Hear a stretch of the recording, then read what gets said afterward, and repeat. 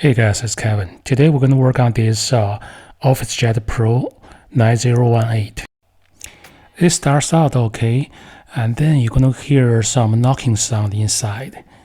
And eventually, you're going to get this error. The print cartridge cannot move. Open the cartridge access door, clear any paper jam, and select OK. And if you open the door, there's no paper jam. I have another video show you one of the causes of this. Maybe your cap station is too high, so you're just rotating the gear to lower the cap station. I'm going to put a link to that video above. You can click and see if that was your problem. So we move the carriage assembly to the right and then rotate that big wheel and towards us or counterclockwise. Okay, let's try. See? No, it's not going to move. To open the case, you need a long T10 drive bit. You can go to your local hardware store and tell them you need a T10 and also tell them you need it as long as possible, at least 6 inches. And or you can go to bchtechnology.com, search for T10. And you can see we have a pair. That's what you normally use for HP. We got a 1, 2, 3, 4, 5, 6, and 7. Again, the scanner hinge, there's no good way to remove it. Just get a screwdriver and pry it forward, and it's going to detach. Here's number 8. I already removed those 2 plastic tabs from the back. I don't know if it's useful or not. Don't let the scanner just fall back. You might break the cable. Get a trash can or something. Put the stuff in the back. Just hold it. Now we're going to pry out this cover on the top of LCD. See, this is how it works. I have 2 tabs. You just push in those 2 tabs, and it's pretty easy to remove. Once this cover is removed, and you're going to find another screw. I think this is screw number 9 if you keep counting. You're going to find this part a little bit harder to remove is because this thing. You need to push and loop the white plastic out. And then you sort of peel the white plate away and lift the black case up and remove it. I should remove the white plate on the right, but I can't wait to see how good the printhead is. If the printhead is bad, it really doesn't make sense to moving forward. You can see the printhead look like it hit something, and there are lots of scratches. And there's 1 screw on the white plate, so this should be number 10. Pay attention to that white thing. I move the carriage to the right, then I'm turning the wheel. The white thing should be lowered and retract inside the printer, but nothing happened. That's weird.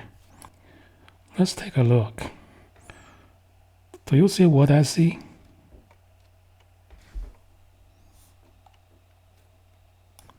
I'll just use a screwdriver to push this white thing in, so I can move the printhead carriage. Oh, now I know what the printhead hit. The position of this gear should be here. You can see there's a big crack on the gear.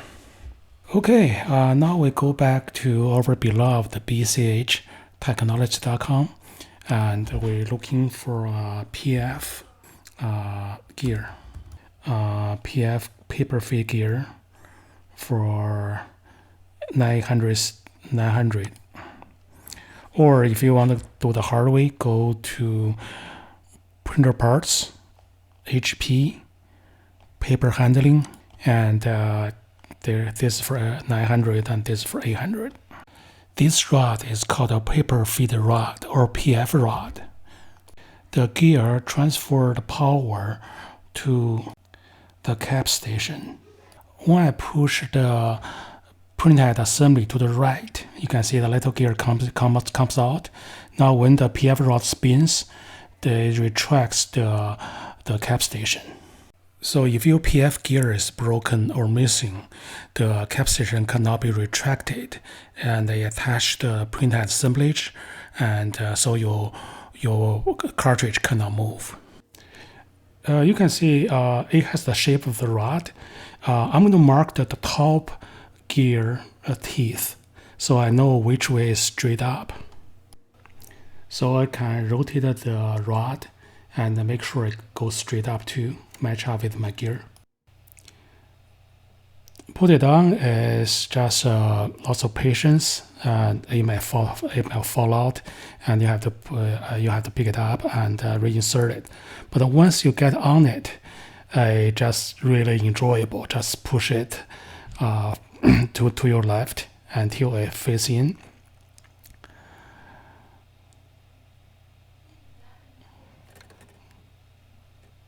And this is the most beautiful moment.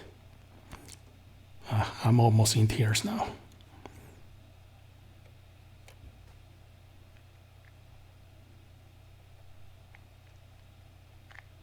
So see how well it fits.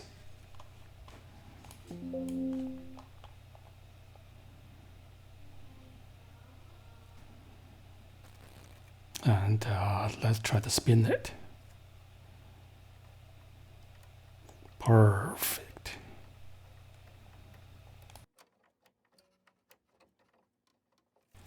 When you put back, be careful is the casing.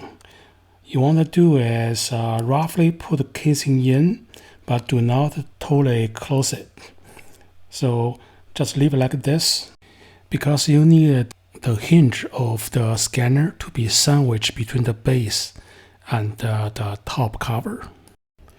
After you put the scanner in, you can secure the top cover and put the screws back and reattach that black tab, which is the hinge for the scanner. And then now you can just put all the screws back and close the scanner. Okay, I hope you enjoyed this video. Visit us at www.bchtechnology.com or locally at Greensboro, North Carolina. Cheers.